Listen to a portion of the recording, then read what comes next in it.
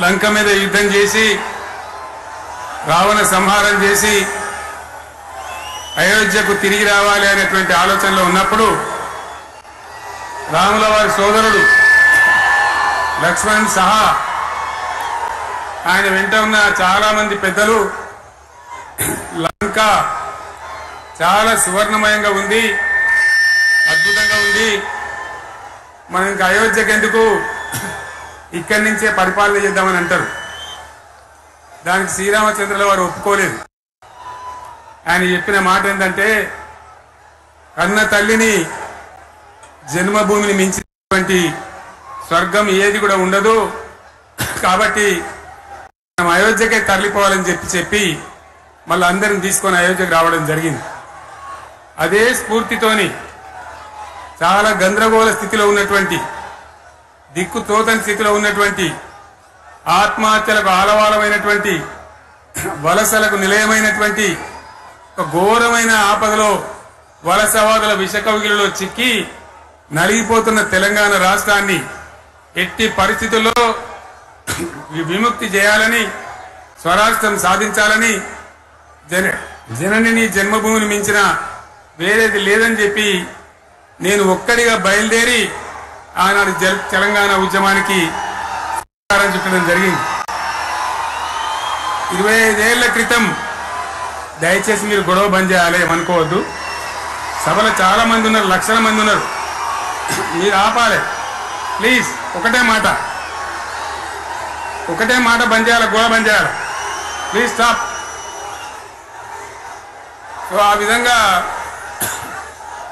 25 ఏళ్ల నాడు ఎగిరినటువంటి జెండా ఈ గులాబీ జెండా.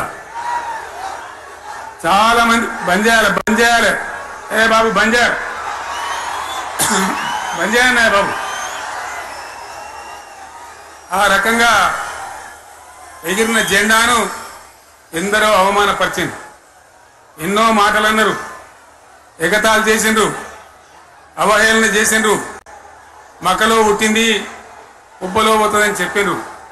కానీ ఈ జెండా మీ అందరి సహకారంతో, అనేక మంది త్యాగాలతోని, వందలాది మంది ప్రాణ బలిదానాలు కూడా చేయడంతో, అనేక ఉద్యమాలతోని యావత్ తెలంగాణనే ఒక అద్భుతమైనటువంటి ఉద్యమమై ఎగిసిపడి ఒక సమయం ఎట్లా వచ్చింది, ఒక సమయంలో అంటే తెలంగాణ యావత్ ఒక పక్కన నిల్చొని బరి గీసి బిడ్డ నా తెలంగాణ అక్కడ పెట్టు అని చెప్పి నిలబడ్డటువంటి సందర్భం మనందరం కూడా సృష్టించినాం.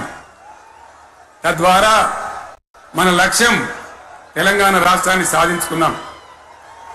ఆ తదనంతరం ప్రజలు దీవిస్తే 10 సంవత్సరాల పాటు అద్భుతమైనటువంటి దగదగలాడే తెలంగాణ తయారు చేసి అందరూ బిత్తరపోయే విధంగా, ఆశ్చర్యపడే విధంగా బ్రహ్మాండమైన తెలంగాణ నిర్మాణం చేసుకున్నాం.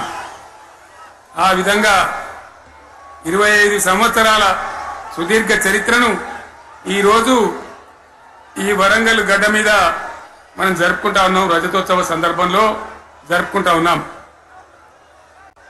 చాలా మంది చాలా రకాల ప్రయత్నాలు చేసినారు. ఇక్కడ కూడా ఇప్పుడు కూడా బ్రహ్మాండమైనటువంటి ప్రయత్నాలు చేస్తూ ఉన్నారు.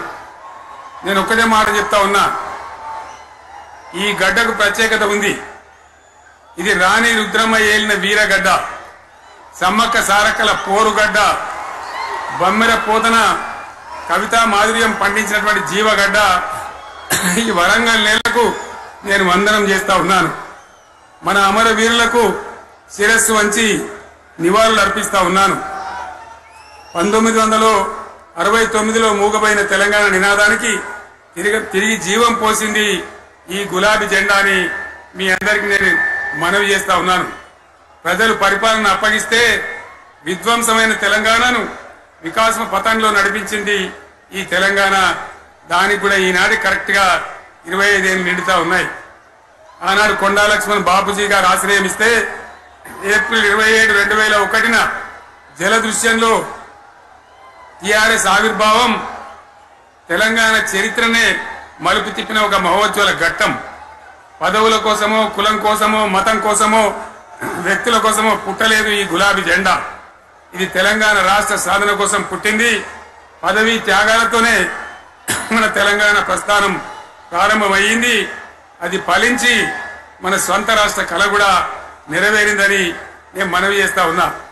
ఆనాటికి అలుముకున్నటువంటి చీకట్లను పారదోలడానికి, ప్రజల్లో విశ్వాసం కల్పించడానికి, ఆత్మవిశ్వాసాన్ని పెంపొందించడానికి నేను ఒక మాట చెప్పిన ఆ రోజు మీ అందరికీ కూడా గుర్తుండాలి.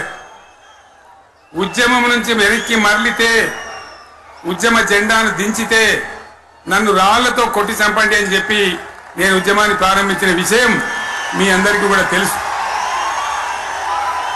ఆ తదనంతరం జరిగినటువంటి స్థానిక పంచాయతీ ఎన్నికల్లో, ఆ తదనంతరం జరిగినటువంటి సిద్దిపేట ఉప ఎన్నికలో ప్రజలు బ్రహ్మాండంగా ప్రాణం పోసి ఊపిరిలిదితే అద్భుతంగా ఉద్యమం ముందుకు పురోగమించిన విషయం మనకు తెలుసు.